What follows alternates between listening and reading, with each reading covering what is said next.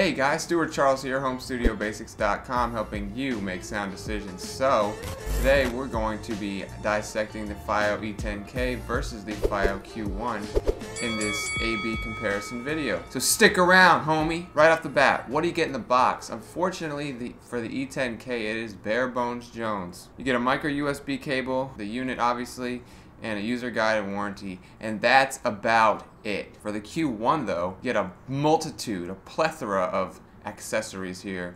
You get a lightning cable, a 3.5mm interconnect cable, a micro USB cable, 4 rubber bands, a drawstring bag, a rubber foot, and a user guide and warranty. Also forgot to mention, for the E10K, you do get 4 rubber feet. These are sticky adhesive, and they're the best ones that I've experienced with any amp jack so far. I think the rubber foot is not effective at all. It kind of moves around and stuff. The amp moves around. With the rubber feet, you got really good adhesive. I'm not going to talk about it right now, because that will be off topic. Alright, so let's get into build. The Q1 weighs 3.5 ounces or 104 grams. The E10K is 2.5 ounces or 75 grams. The Q1 resembles, it's about the size of a deck of cards, but it's thinner, sleeker, and longer. The E10K, by contrast, is thicker, bulkier, and shorter. The Q1 has a rubber foot, while the E10K has 4 small rubber feet. The Q1's knob is also smaller, while the E10K's knob is larger and numbered 0 through 8, plus an off indicator. I think that helps a lot. The Q1 has 1 dot on it to indicate where you are on a clock. Both light up upon turn of the knob, and both click as well. Both have a bass boost and a gain switch. With the Q1, both of the switches are on the back, and they're rounded very small. Kind of a bit hard to get to, especially if you're listening at night. With the E10K, your bass boost is on the front and your gain switch is on the back. I found it a lot easier to flip the switches for each of these. Let's get into features. So with the Q1, it has micro USB, 3.5mm jack, a line out with DSD, 2.5mm jack for balanced headphones. It's battery powered and you can use it with your phone. The E10K has a micro USB, a 3.5mm jack, a line out, and coax, but it's bus powered and you cannot use it with your phone. So what about ergonomics and power? The Q1 is woefully underpowered, and I've complained about this ad nausea.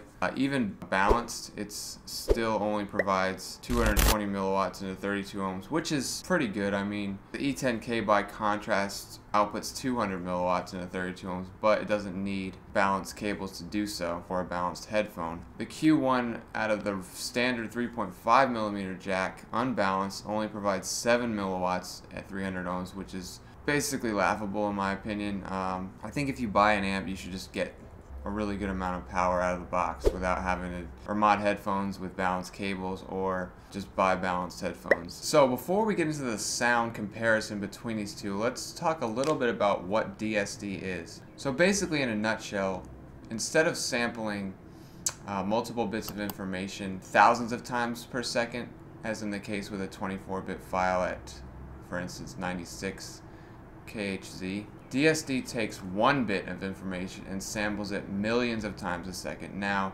does this mean the sound is better? No, pretty much it doesn't. I mean, so as an example, a DSD file at 1 bit sampled 5.6 million times a second is pretty much the same as a 24-bit file sampled 172,000 times a second. You know, a PCM file. So when people say, oh, I got these DSD files and it just sounds better, they're lying. Man, I got these cheeseburgers, man. I mean, it's all in your mind, dude.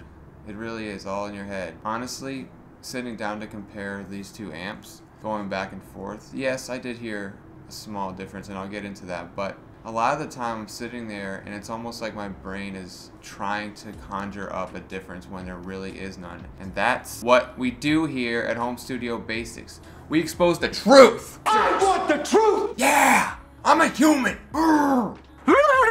I'm animated. I'm alive. My heart's big.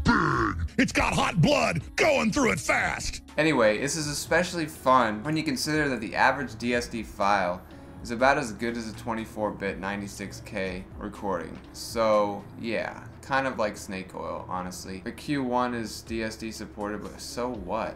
Like, who cares? And whoever tells you DSD sounds better, don't you even believe it, is foolish. Alright? We also must consider the Nyquist-Shannon sampling theorem, which states that the upper magnitude of a digital piece of audio will only top out at half the sample rate. What does this mean? A recording of 24-bit 96K will still only top out at 48K. When you also consider the average human can't hear much past 20, then what does this mean? It means that all this Shit is overrated. DSD, you don't fucking need it, alright? So, FiiO E10K versus the Q1 sound comparison, I used the Sony MDR V6 as well as a Philips SHP 9500 with title, FLAC, and master files. So, first song I demoed, Get Lost, which is what Mufasa should do for my channel. Anyway, so the FiiO E10K, lots of background details heard. Separation is phenomenal. Very subtle detail. Versus the Q1, same song. The Q1 seemed a bit more organic sounding, a bit more natural. E10K may be crisper, while the Q1 is smoothed over a bit. Second song, Kllo Predicament. At around 32 seconds on E10K, the synth sounded more articulate, more fleshed out, more dynamic. I could clearly discern exactly what it was doing.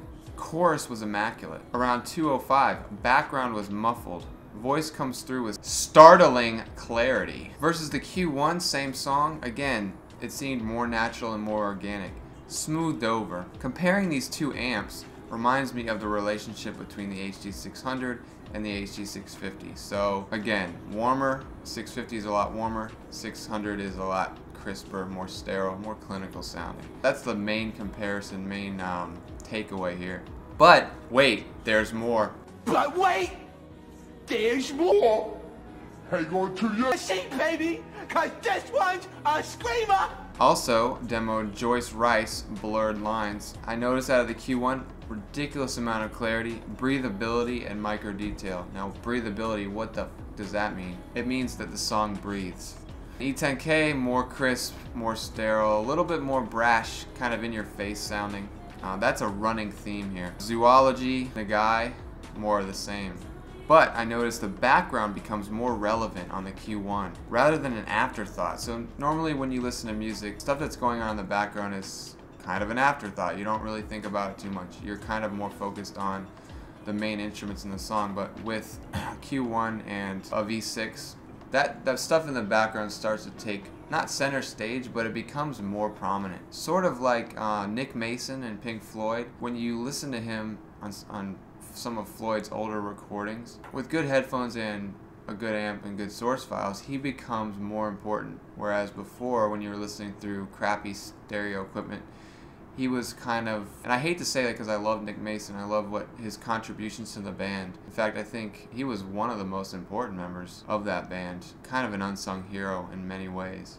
I also listened to Ella Fitzgerald, Oh Lady, Be Good, which is a really, really great song. I actually want to sample that song for a beat. Couldn't really hear a difference. The E10K may be slightly more abrasive, but it's pretty much negligible, and you're not gonna, obviously the average person is not going to notice. It's not a night and day difference. Last song, Frank Sinatra, I Won't Dance. The Q1 seemed more laid back, a bit more natural again. The E10K seemed a bit more forward in its presentation, but obviously this is very, very minuscule difference. I mean, I did my best to have the volume at around the same level, but the E10K will sound more in your face for sure. So that's about it for today, folks. Hope you enjoyed this review. Don't forget to like, comment, subscribe to my growing channel. Let me know what I can do to improve. Let me know what I do well. And with that, Check 1 I 2. hope you enjoyed this review. 2. It was brought to you by Stu. Who? Me, the lyrical G. Empirical dreams slide through like dream. PC gaming, letting off steam. Got bars for days like a prison inmate. A misdemeanor's fate, no debate. When I wake up, okay, start my day with a cup and I pray I don't faint. I'm a saint of the Most High God. Of the Most High God.